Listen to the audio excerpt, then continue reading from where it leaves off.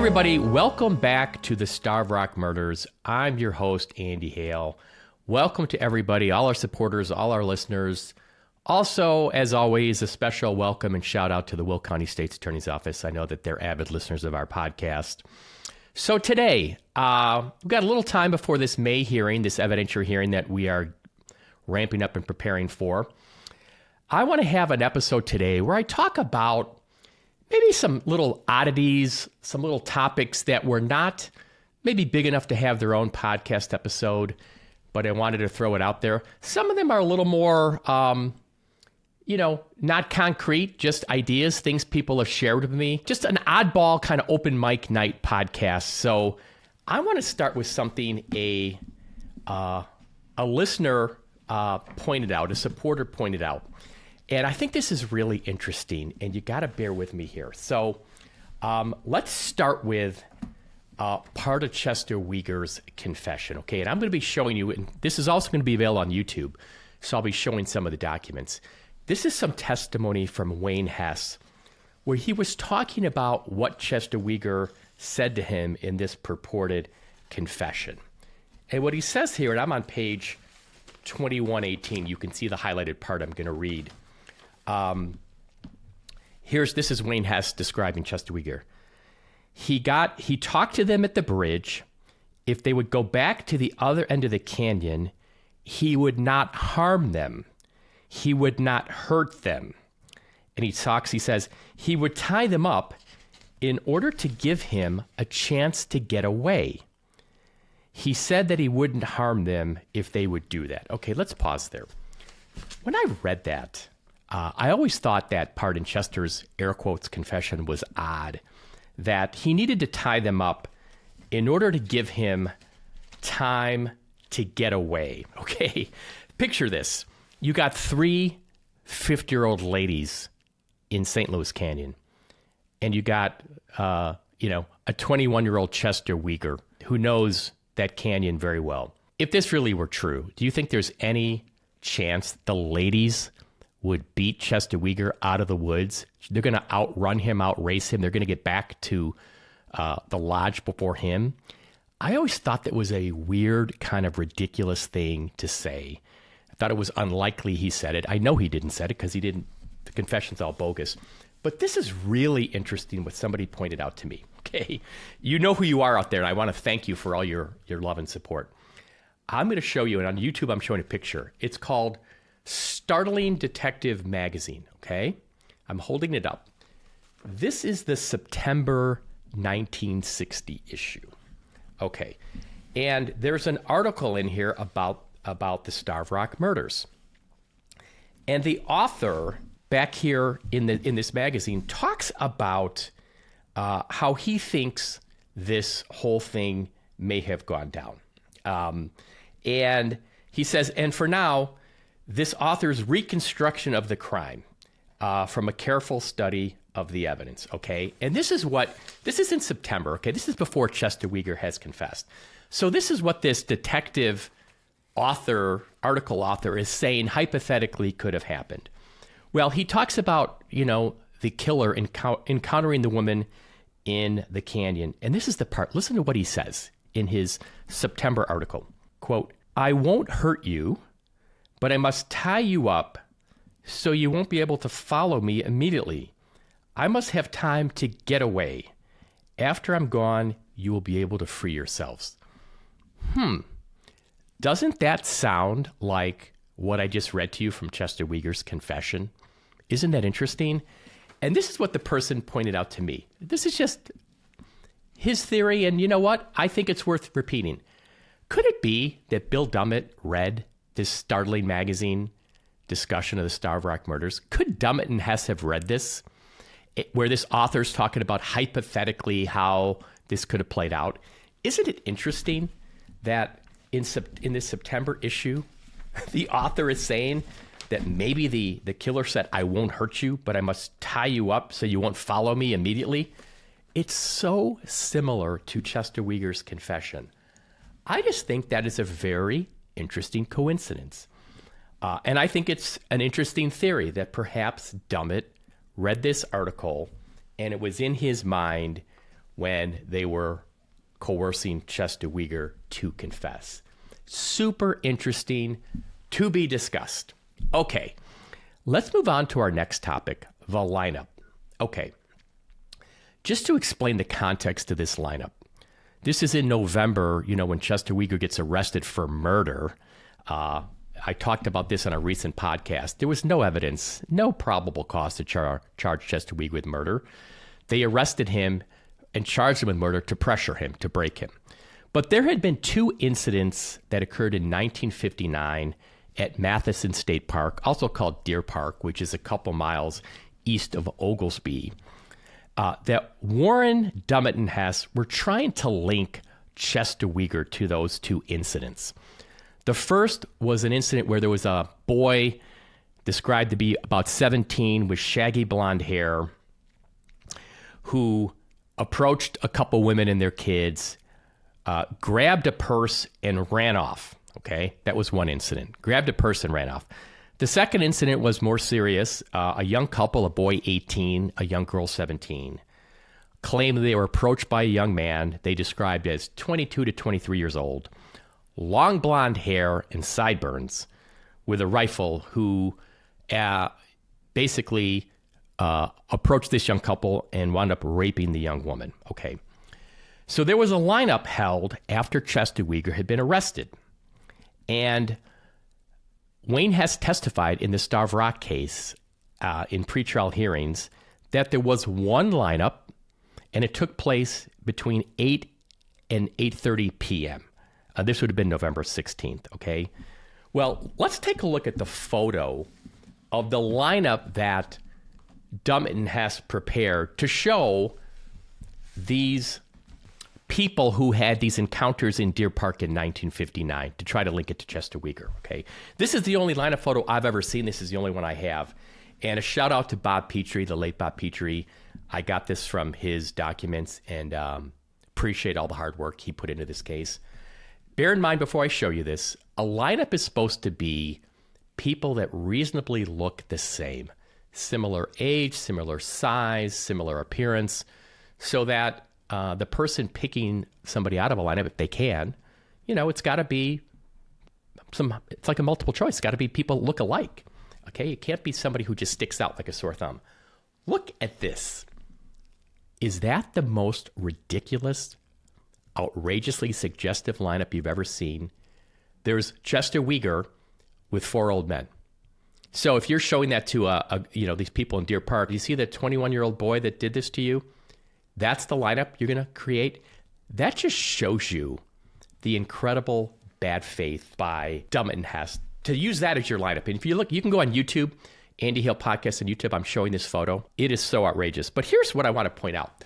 This is something that a listener and supporter pointed out to me. Remember how I told you Hess said the lineup happened between 8 and 8:30? Look at the time on the clock in this photo. It's 4:45 p.m. 4:45 p.m. Okay? It does not jive with what Wayne Hess said. So that is odd. That is very, very odd. What is going on with this lineup and the timing? I want to point out that in talking about this lineup in the Starve Rock Murders book by Steve Stout at page 103, he says all three witnesses had previously identified Chester Weger as their assailant from photographs. Okay, well, if that's true, that's improper and suggestive. The police can't go show somebody a photo, one photo, and say, is this the guy? If you're going to show a witness photos, it has to be a photo lineup. There have to be 4, 5, 6 photos of different people. You can't just have a show a photo of Chester Weger. That is so suggestive and improper if that's actually what happened, which sounds like it did. I want to point out something else, and I've talked about this, but I don't think it gets enough attention. And it is the Starve Rock murders being compared to these two incidents in Deer Park. Dummett and Hess and Harlan Warren were so hot to trot to link Chester Weger to those incidents. This is like comparing apples and oranges. It's like comparing, apples and grenades. In the two Deer Park incidents, the women were not beaten. In the first incident, the kid grabbed the purse and ran away, and the lady actually hit the kid with one of her purses, and the kid ran. He fled. The second case was an alleged rape. I will point out, I don't think Dummett, who investigated the case, believed the victims. It sounds like they were given lie detector tests. I'm not sure if the police actually believed it happened the way they said it, but in any event, let's just take it as true. In the Starved Rock murders case, the women had massive injuries. Massive injuries. All three women had massive injuries. And I'm going to read from the forensic pathologist report, the guy that I hired to assess the case. With Mrs. Murphy, he says, blunt force injuries of the head from multiple directions. Mrs. Lindquist, there are blunt force head impacts from multiple different directions, extensive fracturing of facial bones, skull cap and base.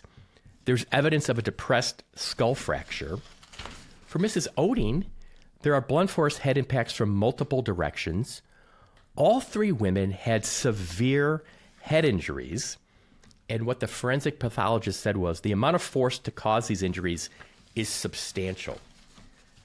The Starved Rock murders case was nothing like what happened in Deer Park. I cannot overstate the devastation to these women's heads and faces, fractured skull, fractured facial bones.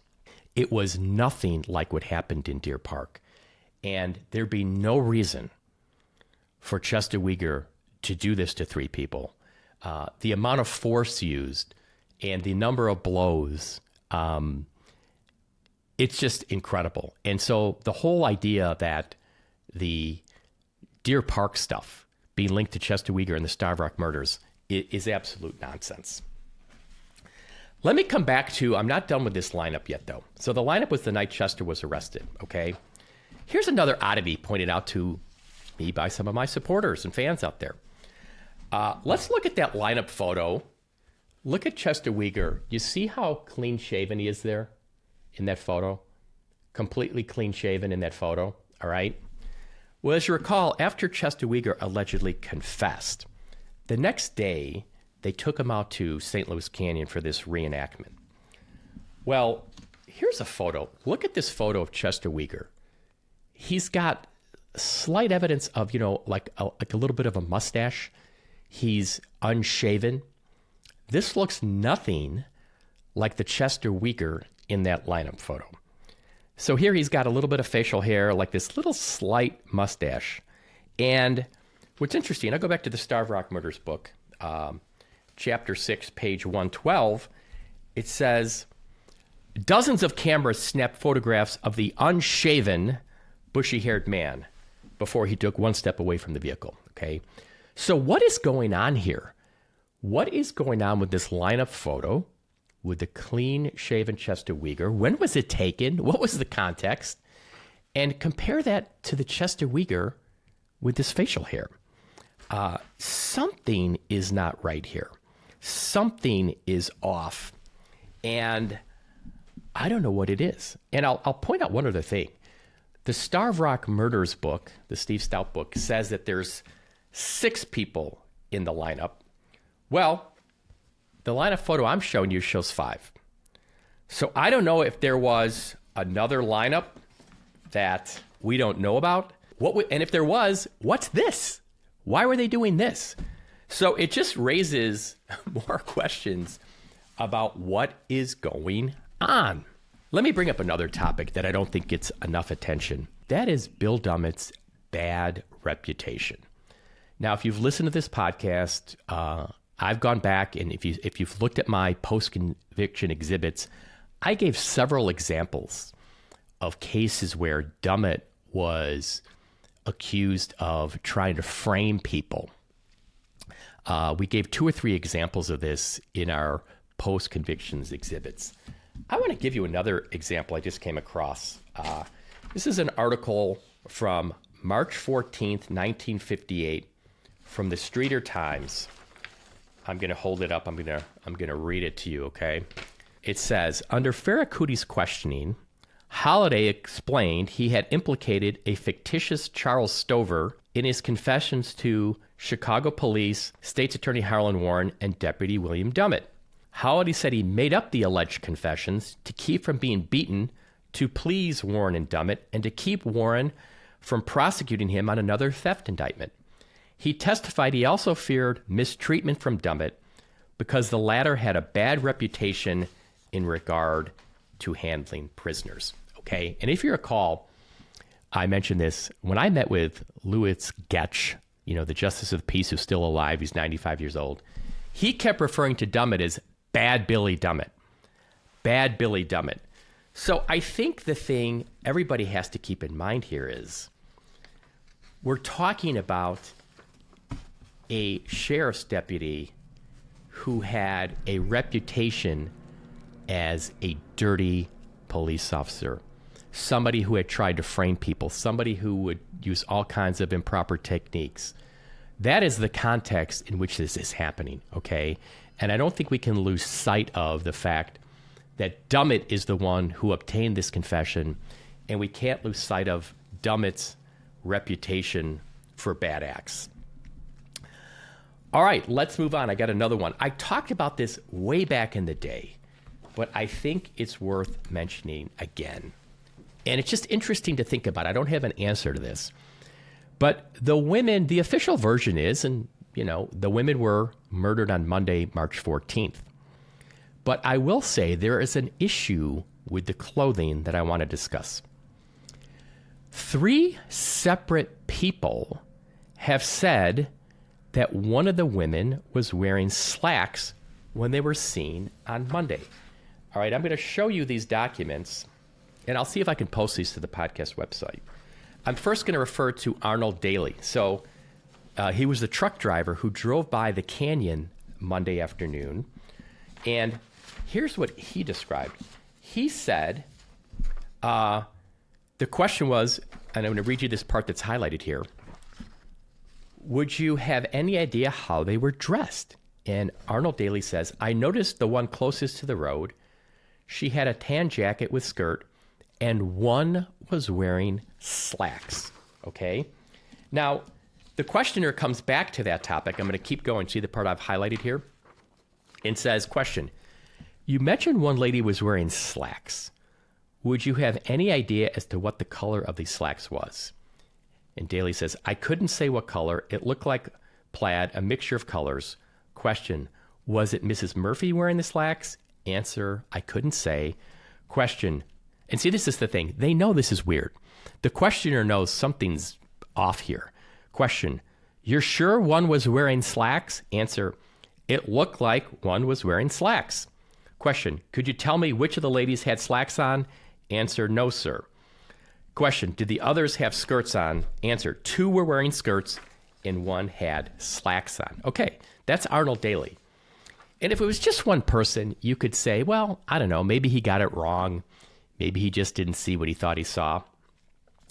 But now I'm going to show you an April 11th, 1960 type memo of an interview with 2 women, a Mrs. Harbeck and a Virginia Stokowiak. And they were sitting in Miss Harbeck's house when they saw 3 women walk by. And what they recounted was this. And they said it was sometime after 1 p.m. One was wearing a checked coat. Another had a scarf around her head and thought they were wearing slacks. She said she wasn't sure one was wearing a jacket, but one might have been wearing slacks. In Mike's presence, she said she saw a check coat and slacks on these women. Okay, so now you've got Arnold Daly and these 2 women reporting slacks, but I got one more. Okay, so did they all get it wrong? Now we've got Emil Bohm. Okay, I'm holding this up. This is his question and answers. He was a janitor / custodian at the lodge. This is what he says. I was carrying logs for the fireplace when these 3 ladies were standing at the doorway of the lodge as I walked out. One lady said it was a beautiful day for a hike, and I said, yes, it is. But I didn't pay any more attention to them after that. He said it was close to 1 o'clock or a little after. He said they were going out. The question was, how were they dressed? And Immelbaum says, one had bluish slacks. One had bluish slacks. And they ask him then later, question, could you definitely state whether or not one of these ladies was wearing slacks? See, the questioner seriously knows that something's wrong about this whole situation. He says, I couldn't swear to that either, but I thought she had dark blue slacks on. Okay? That is 3 separate groups of people that saw the women on Monday afternoon, and you got all 3 versions. One of the women is wearing slacks. Okay. Why is that important? It's important because nothing I have seen describes the women when their bodies were found as wearing slacks. I'm looking at the autopsy report. I'm holding this up. So for body A, which is Mrs. Murphy, it's noted she has a tan leather jacket, brown knit gloves. For body B, which is Miss Lindquist, it says she wears a dark brown tailor jacket, no skirt is present, a blouse, and a slip and stockings. And Mrs. Oding, body C, they say is wearing a gray twill jacket, a brown wool jacket, brown skirt, plaid galoshes, underpants are torn. There's no mention of slacks on the women or in the cave. I've seen nothing describing the recovery of these slacks. So what I'm raising as a possibility is, and I don't know, is, could the women have possibly been murdered on Tuesday? Is that possible? I don't know. I just think it's odd that you got 3 separate witnesses saying one of the women was wearing slacks on Monday when they were seen, and there's no mention of slacks when the bodies are found. None. And if you want to take that a step further, let's take it a little step further. This is a document in the file. It's a memorandum of a telephone conversation with Terry Martin. I'm holding it up. And it's a chronology of events from Wednesday, March 16th. Okay? And I'm going to read you the entry at the top that I highlighted. 7:30 to 8 o'clock a.m. is what it says, Wednesday, March 16th. Terry standing by the clerk's desk in the lodge. Telephone call received by clerk. Mr. Murphy on telephone concerning his wife and 2 other ladies missing. Either Miss Eichhoff, day clerk, or Miss Bezos, night clerk, took the phone call. Now here's the interesting part. This is what's in the type memo that I highlighted. Miss Eichhoff pulled ticket and said it looked as if A, B, and C had breakfast Tuesday. Mention made of a blue Cadillac after the telephone call completed. Let me say that again. Miss Eichhoff pulled ticket and said it looked as if A, B, and C had breakfast on Tuesday. Okay. Well, I don't know. Is it a stretch? Is it a stretch to say maybe the women were murdered on Tuesday? I don't think it's speculation. I don't think it's innuendo. I mean, I just showed you 3 witnesses who saw the women Monday afternoon, and all 3 said one of the women was wearing slacks. Now you've got testimony in the record from Terry Martin saying Miss Eichhoff pulled the tickets, and it looked as if the women had breakfast on Tuesday. Why does that matter? Well, the police have this whole version that Chester Weger was on his break on Monday, and it had to be Monday afternoon, and this is when it happened. And maybe it did. But what I'm saying is, maybe it didn't. Maybe it didn't. Something to think about. A lot of these things are issues we're probably never going to figure out. There's so many rabbit trails you can go down. But this is fact-based. I mean, what I just read you is factual summaries of these witnesses and this memo, Terry Martin talking about Miss Eichhoff pulling these tickets and saying it looks like the women may have breakfast on Tuesday. Something to think about. I'm throwing it out there. Let's go to one more.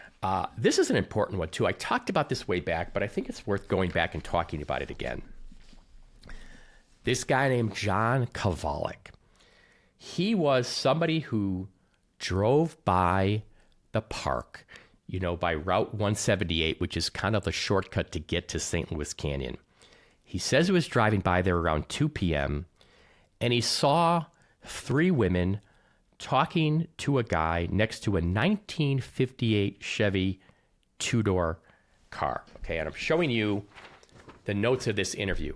I'm holding them up. Again, I'm posting this on YouTube too. I'm going to try to put this on the podcast website. It says in the notes that I'm reading, about 2 p.m., saw Chevy 58 two-door with the 3 women who he thinks are the ones who were killed. Okay. Fellow talking to them was about 25, ruddy face. Okay. But here's the part that gets lost in the shuffle. John Cavalli gets reported as this kind of like source. Okay. But this is the part that I think is even more important. What he says here, and I'm pointing to it in the notes, okay, right here. 2 or 3 men sitting in the Chevy. That is huge. So now it's not just one person. He sees one guy outside the car talking to the ladies. And he sees 2 or 3 guys inside the car. I have always said, I believe, no doubt, this is a crime with multiple offenders. This is not a one-man job. You heard the nature of the injuries. For one person to do this, no.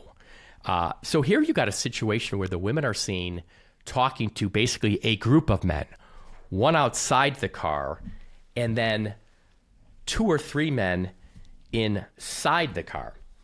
And this is addressed in the Steve Stout book, and I want to talk about how he talks about it. He kind of misses this point, okay? So what he says in his book is, an auto dealer, I'm reading from page 67, Book 3, Chapter 2, page 67. An automobile dealer recounted how he saw a man talking with a group of women near the road on the afternoon in question. His story, which interested police because it came with an accurate description of the women, was soon substantiated by a lie detector test. The car dealer went on to describe a man being about 25 years old, under 6 feet tall, 165 pounds with wavy reddish-brown hair. He said the man was wearing a yellow-gray coat and blue jeans, and this tip was compared to another tip. Okay, what the Stavrock Murders book doesn't mention is the most important part. There's 2 to 3 guys in the car. There's 2 to 3 guys in the car. What does that tell you? Multiple people, multiple offenders, and it's a 58 Chevy two-door.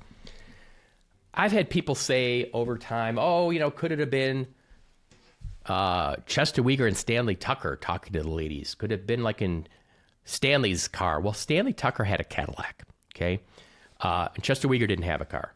This clearly says a Chevy 58 two-door. So I don't know who these guys are, these 4 guys by the Chevy 58 two-door, but they're seen talking to the women outside St. Louis Canyon at Route 178 in the afternoon shortly before their murders. It sure seems like that'd be a good starting point when you're putting together your list of how this happened in your list of suspects. That seems like a pretty good place to start. So let's talk about one more. Well, I got a couple more. I talked about this before. I get asked about it often. It's worth mentioning it again. The Winders family.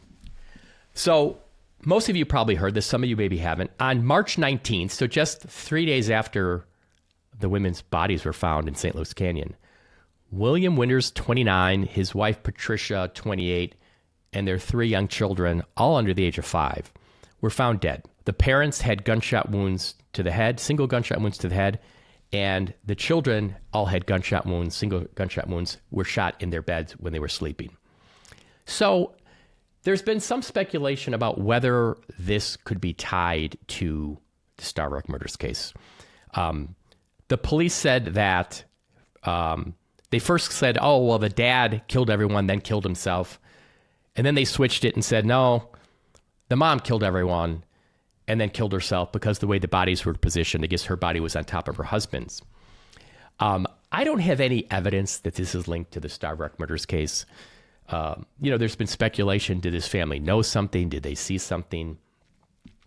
That's just speculation. I have nothing factual to support that. But I will say a couple things stand out. Dummett is the one who investigated this case. Okay. That's a red flag to me. And is a mom really going to shoot her kids? Shoot them and then kill her husband and shoot herself? Is the mom really going to do that? I don't think so. I don't know what happened with the Winders case. I don't know why they were murdered, but I don't know if, I don't have any reason to say it was connected to Starved Rock. But I do think there's more to that story. And I don't think it makes sense that the mother, Patricia Winders, shot her 3 young kids as they slept in their beds, then shot her husband and shot herself. I don't believe that. I think there's more to that story. All right, 2 more issues and we'll wrap this up. I want to talk about fingerprints. This is something that has puzzled me. Fingerprints, okay? There are articles, and I'm showing you one now, and it's highlighted, extensive fingerprint check is on, okay? And here's another one. Look at the headline here I'm showing you. It says, take fingerprints from park workers. And this is the first 2 paragraphs of the article. Employees of Starved Rock State Park were among the first of 500 persons living in the area of the park to be fingerprinted today in the latest phase in the hunt for the killers of 3 Chicago suburban matrons. Some men, authorities said, will be asked to provide hair samples as well. Okay, well, they started this whole fingerprint process, and I know hair samples were taken. Well, then all I've really seen on this is that, apparently the fingerprints that were found were smudges, and there really weren't fingerprints. I'm skeptical of that, and Think tell you why. I don't think you're going to start a massive fingerprinting program unless you knew for sure you had fingerprints to compare to. I think you would first find out if they're smudges. You'd know that right off the bat. I don't think you'd start this whole extensive fingerprinting check, as this article states, unless you knew you had suitable prints for comparison. So I think there's a good chance something went on with the fingerprints. I think there's a good chance fingerprints were recovered. It was reported fingerprints were recovered. It was reported that fingerprints were started to be collected from people. And then I don't have anything in my documents to explain who got fingerprinted, who got compared, what happened. I just saw some reference that maybe it was a smudge and they really didn't have fingerprints. All I can tell you is everything I know about this case makes no sense to me. That makes no sense to me. I'm skeptical. I think there's more to the fingerprints issue. We'll probably never know, but I don't buy the narrative that there were no fingerprints once they started doing fingerprint tests on a bunch of people. All right, last one, and this is kind of just sums it up in my mind. This is in the Starved Rock Murders book. Again, this is the source for this book is it's Harlan Warren. Basically, it's his book. He's the one providing all this factual information. So let me read you part on page 65. This is incredible to me. It says, the first major dispute between the attorney and the state officials involved the imaginative theory that the murders had been handiwork of Chicago gangsters. The hypothesis was that the hitmen had resorted to the murders to seek revenge on a Chicago crime commissioner, Peterson, a personal acquaintance of all 3 families. Warren dispensed with this idea quickly because he found it improbable that professional killers would travel 100 miles to murder without bringing along some sort of weapon. Let me just read that again. Warren dispensed with this idea quickly because he found it improbable that the professional killers would travel 100 miles to murder without bringing along some sort of weapon. Okay, so Harlan Warren is not going to investigate this mob angle, this hitman angle, because he thinks they didn't bring a weapon? How does he know? How does he know they didn't bring baseball bats and a tire iron, as was theorized by Bill Jansen in his report? How does he know they didn't bring a weapon? The women got beaten to death with some kind of an object. It wasn't the log. For him to rule this out is ridiculous. He either ruled it out due to stupidity or cover up. One of the two, in my opinion. And so, just one of the dumbest things. I mean, I've seen so many dumb things that he has said about the crime scene. Harlan Warren was the state's attorney, okay? He's not the crime scene investigator. He's not the detective. He has no experience in investigating crime scenes. In any event, I found that to be pretty stunning and pretty ridiculous and pretty consistent with everything I know about the case. All right, so I just wanted to share some of those topics. We can talk about them. We can debate them. If anybody else has some topics you think I should discuss, reach out. I'm happy to consider them. As I said, we are preparing for our evidentiary hearing May 12th, 13th, and 14th. We're going to put on all the evidence the judge has allowed us, to put on. We are looking forward to it. I've gotten questions from people. Is it open to the public? Yes, it is. The courtrooms are open to the public. It's a public proceeding. I will say the court is pretty small. So if you want to attend, I would suggest getting there early. I'll be back in touch, though, before May. We'll have some more podcasts before then. And until then, thank you to everybody for your love and support. Everybody that's reached out on behalf of Chester and his family, we thank you. And I will be back in touch soon. God bless.